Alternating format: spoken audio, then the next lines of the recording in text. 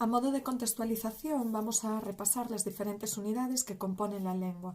Así pues, como siempre decimos, estableciendo una metáfora, creemos que la lengua se compone de unas unidades menores, como si fueran un juego de construcción de los niños pequeños, que se van combinando hasta originar unidades mayores. Las unidades menores de la lengua, es decir, aquellas que están dotadas de un significante pero que carecen de un significado, esto es, de una forma mental, de una imagen que evoquen, son los fonemas. Recordamos, unidades mínimas de la lengua que tienen un significante o forma, pero que no tienen un significado. Por ese motivo, los fonemas se combinan y dan lugar a los monemas. Los monemas se identifican en ocasiones o en otras se combinan hasta originar palabras. Las palabras, a su vez, se organizan dando lugar a sintagmas. Los sintagmas configuran enunciados y recordamos también oraciones. Las oraciones, a su vez, articulan unidades mayores que se denominan párrafos y los párrafos originan las mayores unidades de la lengua, que son los textos. Como siempre explicamos en clase, la lengua constituye un vasto dominio de estudio. Por ese motivo es necesario establecer diferentes disciplinas dentro de ella que se encargan de estudiar a su vez estas unidades que hemos ido desglosando.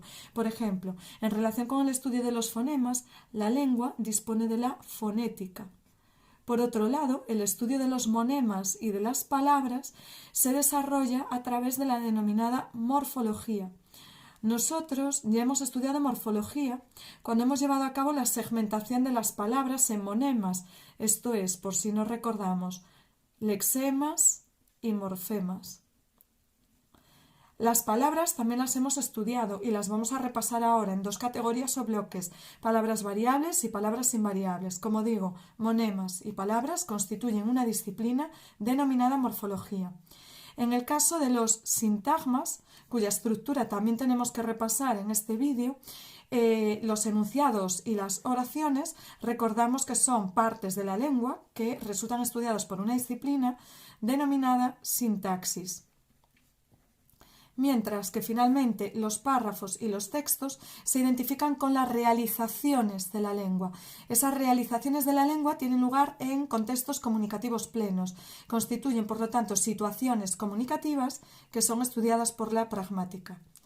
Como siempre os digo, en relación con las palabras y con los monemas, teniendo en cuenta que constituyen ya las mínimas unidades de la lengua dotadas de un significante o forma y un significado, no solamente debemos de prestar atención a la morfología, sino que hay otra disciplina más que se encarga del estudio de su significado. Esa disciplina añadida es la semántica. También en algunas ocasiones os comentaba en clase que se puede denominar espacio o área léxico-semántica. Bien, sin problema. Bueno, esto simplemente es un repaso. Nosotros de fonética no tenemos que saber nada en especial, simplemente se promueve un acercamiento a la fonética en primero de bachillerato. Los enunciados y oraciones los vamos a estudiar, pero es necesario antes hacer un repaso de las palabras, las diferentes categorías gramaticales o clases de palabras, también ver los sintagmas, esto es sus constituyentes, sus estructuras, ya digo, a modo de repaso, para poder analizar oraciones. Párrafos y textos, párrafos no son estudiados, pero en el caso de los textos debemos recordar que ya en la primera evaluación estudiamos los denominados modos de locución. Veíamos el texto narrativo, el texto descriptivo, el texto dialogado, el expositivo, el argumentativo y, por supuesto, la combinación de estos dos últimos en textos expositivos argumentativos que, como nosotros bien sabemos, se identifican en la mayoría de los casos con las columnas y artículos de opinión que tenemos que comentar para selectividad. Bueno, bien, pues una vez hecha esta introducción, en siguiente lugar tenemos que hacer un breve repaso de las diferentes categorías gramaticales o clases de palabras. Vamos a ponerlo en otro color para que se vea mejor. Bueno, os decía que habitualmente en los libros vemos así especificado categorías gramaticales. Tradicionalmente se les denominaba también clases de palabras. Lo anotamos al lado para acordarnos, para identificarlo fácilmente. Clases de palabras. Bien. A este respecto, como yo siempre digo, debemos de tener en cuenta cuando tenemos una palabra delante que esta puede ser de dos grandes tipos. Es decir, lo primero que tenemos que pensar es, ¿la palabra que tengo delante tiene una forma que varía o que no varía? ¿Que varía de qué manera? Pues bien, lo sabemos, añadiéndole morfemas de carácter derivativo, prefijos, sufijos, interfijos, o bien añadiéndole morfemas flexivos, de género, de número, de tiempo, de modo, de voz, persona, de aspecto. Bueno, vale. Esta es la primera pregunta que nos tenemos que formular y por lo tanto debemos originar dos grupos, palabras variables, y frente a ellas palabras invariables. Las palabras invariables, como siempre os digo, constituyen un espacio mucho más reducido de estudio y mucho más fácil de comprender. ¿Por qué? Como palabras invariables nosotros conocemos tres grupos. El de las preposiciones, el de las conjunciones y el grupo de los adverbios. Además, recordamos también que dependiendo del manual que estemos tomando como referencia, en las palabras invariables podemos encontrar incluidas, mejor dicho, las interjecciones. Las interjecciones se corresponden con la expresión de diferentes estados de ánimo. Por ejemplo, ay, oh. ¿Vale? Bueno. ¿Cómo diferenciamos preposiciones, conjunciones y adverbios? Como siempre os digo, de las preposiciones no sabemos la lista, la famosa lista de las preposiciones que constituye un inventario totalmente cerrado. Recordamos, a, ante, bajo, cabe, con, contra, de, desde, en, entre, hacia, hasta, para, por, según, si, son, sobre, tras, durante, mediante, versus y vía, tomadas directamente del latín. ¿Dónde puede surgir el problema? A la hora de diferenciar conjunciones y adverbios. Pero tenemos un truco. Las conjunciones tienen significado gramatical. Frente a ellas, los adverbios tienen significado léxico. Bueno, puede que esto no nos resulte aclaratorio en un primer momento, pero ¿qué es el significado gramatical? Es el significado que no puedo explicar con palabras. Por el contrario, en el caso de las palabras que tienen significado léxico, como es el caso del adverbio, sí que puedo explicar su significado con palabras. Vamos a aprovechar este trocito de página. Vamos a aprovechar, como os decía, este trocito de página simplemente para hacer una ejemplificación de esto que estoy explicando. Como siempre digo en clase, imaginaos una persona que no sabe hablar español, ¿vale?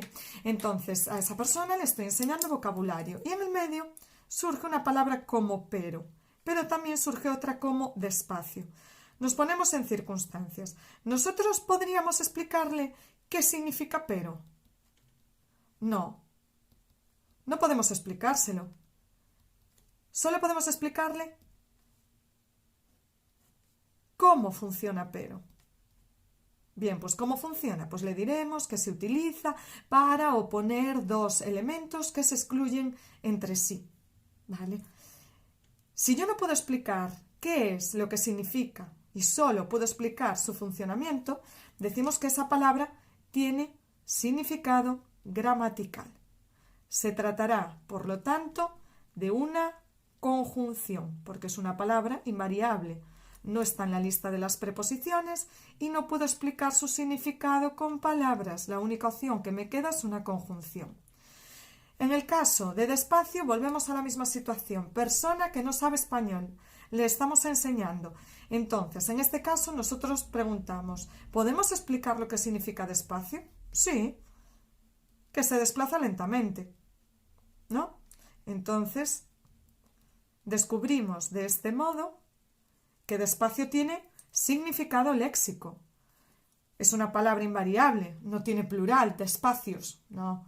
Asimismo, tampoco es una palabra que pueda tener flexión de género, despacia, ¿vale? Ni de persona, ni de modo, ni de aspecto. Bien, es una palabra invariable. No está en la lista de las preposiciones. Puedo explicar su significado, por lo tanto, significado léxico. Tampoco podría ser una conjunción, ¿vale? Por lo tanto, en este caso, significado léxico, y el significado léxico lo identificamos con los adverbios. Bien. Palabras invariables totalmente vistas. No hay ningún tipo de problema. Y ahora vamos a ver las clases de palabras variables, que son aquellas que siempre nos pueden suscitar alguna duda, sobre todo si estamos trabajando rápido. Bueno, las clases de palabras variables, como su propio nombre indica, son aquellas cuya forma varía. En primer lugar, la primera clase de palabra variable que nosotros estudiamos es el sustantivo, que se denomina como aquella palabra que se orienta a designar la realidad que nos rodea, personas, animales, cosas, sentimientos. Los sustantivos, recordamos, tienen flexión de género y de número. Los sustantivos, a su vez, semánticamente, los recordamos también en un momento, aunque esto sea repaso, se pueden clasificar en sustantivos comunes y propios. Recordamos que los sustantivos comunes son aquellos que designan a todos los elementos de un grupo sin identificar, por ejemplo, alumnos. Propios son aquellos que identifican en exclusiva a uno frente al grupo, por ejemplo, Pepe. Pepe es uno de mis alumnos, alumnos el común, y Pepe es uno en particular. En siguiente lugar tenemos sustantivos concretos y sustantivos abstractos. Los sustantivos concretos son aquellos que designan elementos que yo puedo percibir a través de los sentidos, como es por ejemplo el caso de mesa, lo puedo ver. Por el contrario, los abstractos son aquellos que designan elementos, realidades, que yo no puedo percibir a través de los sentidos, como es el caso de los sentimientos, solidaridad, amor, tristeza. En estos casos percibo los efectos del sentimiento, pero no el sentimiento en sí mismo. ¿Vale? En siguiente lugar, los clasificamos pensando también si son individuales o colectivos. Individuales son aquellos que se pueden contar uno a uno. Colectivos son aquellos que designan a un grupo pero en singular, como por ejemplo manada. Manada, pues conjunto de lobos. El individual sería lobo y el colectivo, la forma en apariencia singular, manada, no tiene una S de plural, pero designa a varios. Y por el contrario, contables o incontables es una subclasificación que nos permite identificar aquellos cuyo número se puede precisar frente a aquellos cuyo número no se puede precisar. Por ejemplo, las mesas son contables, pero la sal no es contable. Después de haber estudiado, de haber repasado un poquito el sustantivo, debemos de tener en cuenta también el estudio del adjetivo. El adjetivo, recordamos, es una clase de palabra variable también, que se caracteriza por acompañar o referirse a un sustantivo expresando cualidades de él. Por lo tanto, va a manifestar flexión de género, de número, pero ojo, también puede variar en cuanto al grado. Bien, los adjetivos se pueden clasificar de dos maneras. Por un lado, debemos de tener en cuenta que pueden ser especificativos o bien explicativos.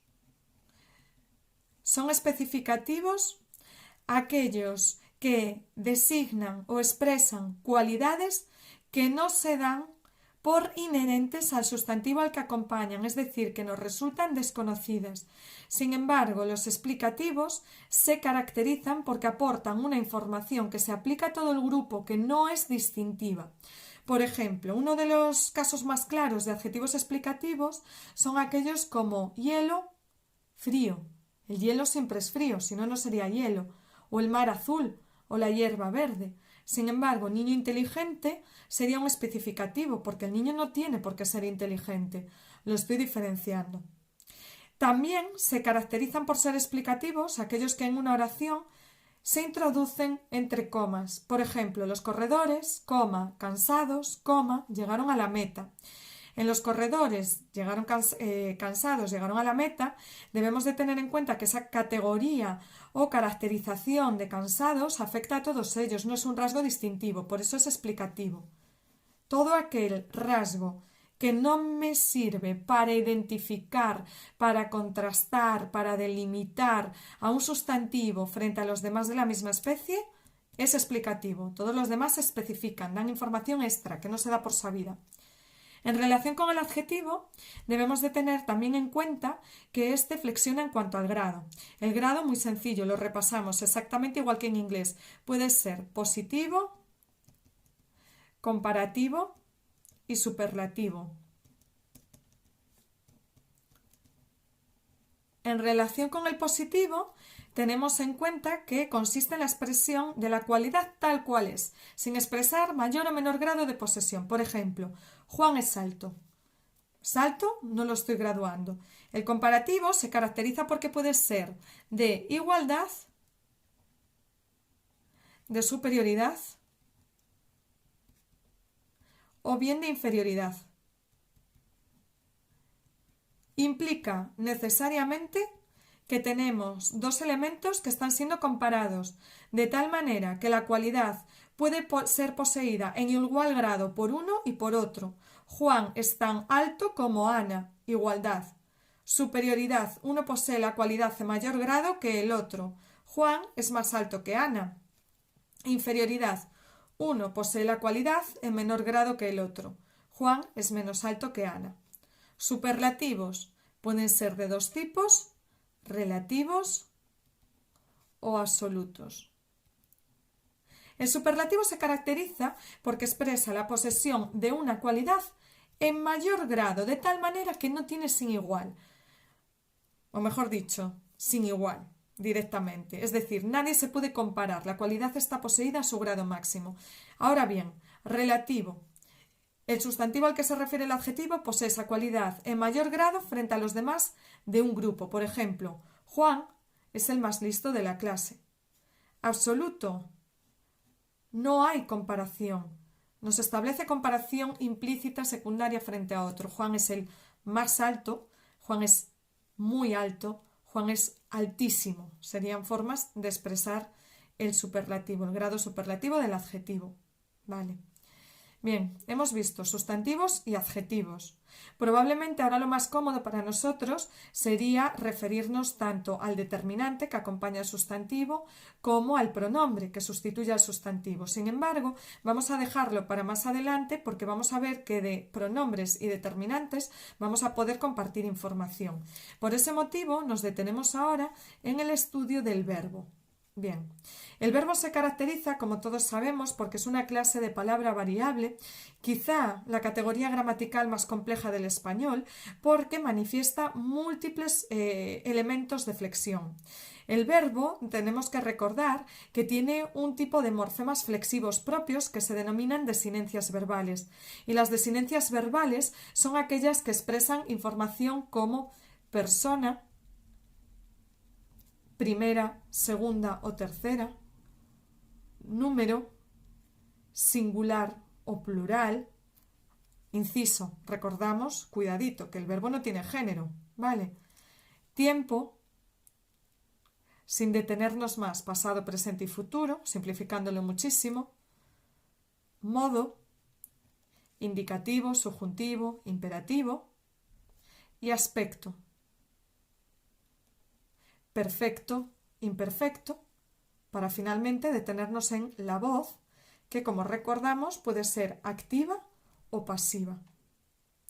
Bien, en el verbo no nos vamos a detener más, sabemos, porque lo hemos comentado en clase y haremos ejercicios específicos de ello, que hemos estudiado también las perífrasis verbales, los valores de los verbos según su tiempo y por otro lado también estudiamos o hicimos una pequeña mención a las locuciones verbales.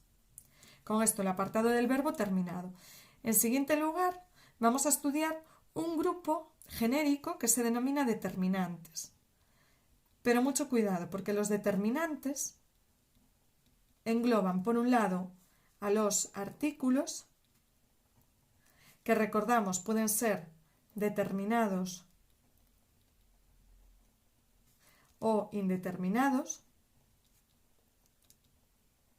Indeterminados se utilizan cuando el sustantivo del que se habla es desconocido, es decir, nunca con anterioridad nos hemos referido a él, lo estamos introduciendo en la conversación. Por ejemplo, mira, un coche. Ahora que ya está introducido, si seguimos hablando sobre él, ya podemos utilizar el determinado. El coche es de mi vecino. Y los determinantes, como os decía, además de los artículos, también engloban otra categoría a la cual tradicionalmente denominamos adjetivos determinativos. Estos adjetivos determinativos nos fijamos porque también se clasifican semánticamente. Se clasifican en demostrativos, que son aquellos que sitúan un objeto en el espacio. Este, cercanía; ese, distancia media; aquel, lejanía. Los posesivos son aquellos que se utilizan para expresar posesión en relación con la primera persona, con la segunda o con la tercera, de singular o de plural. Mi, tú, su, nuestro, vuestro, suyo, con sus correspondientes flexiones. Los adjetivos determinativos también pueden ser numerales. Los numerales son aquellos que designan un número concreto y recordamos que estos numerales pueden ser cardinales, 1, 2, 3, 4, 5, 800, ordinales, primero, segundo, tercero, pueden ser partitivos, tercio, mitad, o pueden ser multiplicativos, doble, triple, ¿vale? Tenemos los demostrativos, los posesivos, los numerales. En siguiente lugar, los indefinidos. Los indefinidos designan, delimitan, determinan la realidad sin aportar un número concreto, determinado, delimitado de elementos. Estos indefinidos, por lo tanto, se caracterizan porque constituyen un grupo muy amplio, del tipo varios, algunos, bastantes, ciertos. Bien, tenemos que fijarnos en los contextos. Además de demostrativos, posesivos, numerales, indefinidos, tenemos los interrogativos,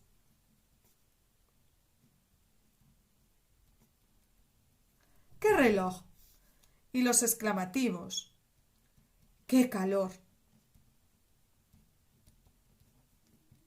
Bien, pues ya está, no hay problema. Después de haber estudiado los determinantes, nos vamos con los pronombres. Como truco, los pronombres, muy sencillito, mirad. Todas, vamos a ponerlo a otro color para que nos quede claro. Los pronombres se caracterizan porque todas aquellas categorías gramaticales que integran o subcategorías gramaticales que integran los adjetivos determinativos según el contexto pueden ser o adjetivos determinativos o pronombres. Y además nosotros tenemos que sumarle los pronombres personales, yo, tú, él, ella, nosotros, vosotros, ellos, vale. Y por otro lado, los pronombres de relativo, como por ejemplo que. Tendremos que estudiarlos cuando estudiemos las cláusulas subordinadas adjetivas. Como os digo, pronombres, muy sencillo.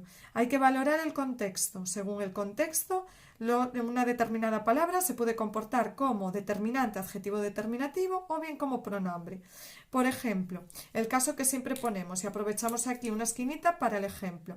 Quiero este coche o quiero este.